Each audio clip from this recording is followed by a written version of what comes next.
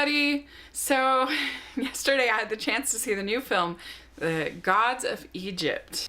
This is directed by Alex Proyas, and it's supposed to be like this big kind of epic Egyptian old school kind of story. And oh my gosh, does it fall flat. This was one of the, as far as seen in the theater, aside from The Room, which I saw at RiffTrax, this is the best bad movie I've ever seen in the theater. I laughed my head off. I don't know if it was just the theater I was in, but we were cracking up at how bad this movie was. It's almost hard to talk about because it's just so horrible, but it's so funny in the way that it's horrible, and it's hard to like put the finger on about why something like this is kind of fun to sit through because it's so bad versus something like Norm of the North, which is just bad. It's not even so bad it's good. I don't even know where that line crosses. I really don't. But basically, like, this movie is about these Egyptian gods who rule over the Egyptians, and there's some mortals and there's some of these demigods, and the powers of the demigods is so muddled and changes, especially the god of love. She is sometimes like this mistress, and she sometimes seems to be under everybody's control, and then one minute she's like bringing people back from the dead and going to the afterlife and sacrificing herself and going through the air, and her powers were so confusing, as well as everybody else in the movie. And there's all of these things that like get started and then never get finished, and like everybody is just so ridiculous and so campy. Like, it's way more campy than Jupiter Ascending, which I actually had kind of fun with, but that movie was at least like the action scenes were kind of fun, and like it was just more well done. This, like, even the special effects look so bad. Like, it's hard to believe. Like, there's a part of me that just feels like, were they just joking or something? I don't know, because like the green screen behind them, it looks like something from like 1975. Like, it looks so bad. I mean, when they're in like this chariot race, like, it's just so bad, and you can just see like the images getting put behind them when they're in the chariot race, and like all the green screen looks so bad, and all the special effects look really fuzzy, and they look like a bad video game from the 90s. Like, I couldn't believe how bad it looks. $140 million. Holy cow. And there's just none of the characters make any sense. Like, Gerard Butler, who is, I think, had the worst track record of anybody in Hollywood. Like, he has made so many horrible movies. I think he hasn't had a good movie since P.S. I Love You, that was forever ago, and that wasn't even that good.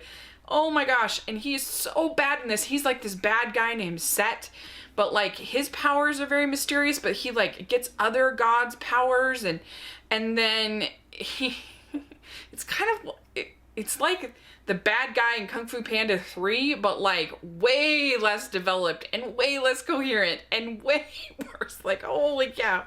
And he's got this brother who's king, but then he like takes over and he kills his brother, but his father is the god of creation, played by Jeffrey Rush, and it's so ridiculous. He and then he has this nephew. He plays Horus, and again, his powers very, very confusing, and what he's like trying to do, and basically like the plan of the Gerard Butler character is to like take over the whole world and all of the gods, but like it's very, very, very like confusing about how he's planning on doing that. And there's a point where like Horus goes up to the god of creation and gets like this water, but then like the water is dropped, and then nothing ever, like, it doesn't matter. So that whole scene was a complete waste.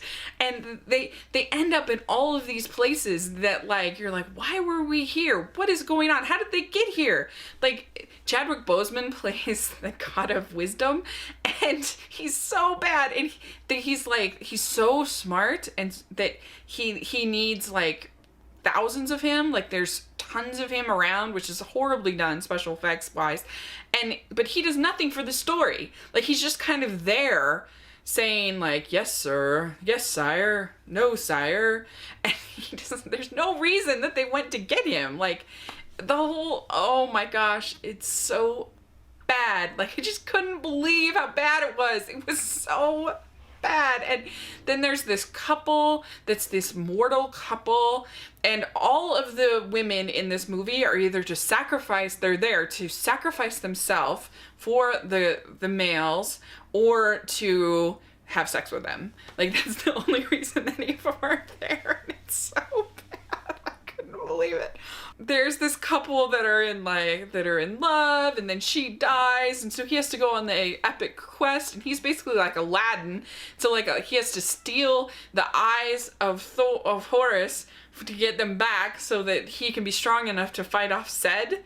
And that's, I guess, the plot of the movie, but it's so bad. And there's no reason why these characters should be involved. And she ends up in this afterlife place, but it's like really confusing about what the rules of the afterlife are. Like, there's this scale and you have to put stuff on the scale, but where did they get the stuff? What does stuff mean? Are good people, like she seems like a pretty good person. You think that she would get past and make it through, but evidently because she doesn't have anything to give on the scale, like where did the people get the stuff? It's just so ridiculous. Like I just couldn't believe how bad it was.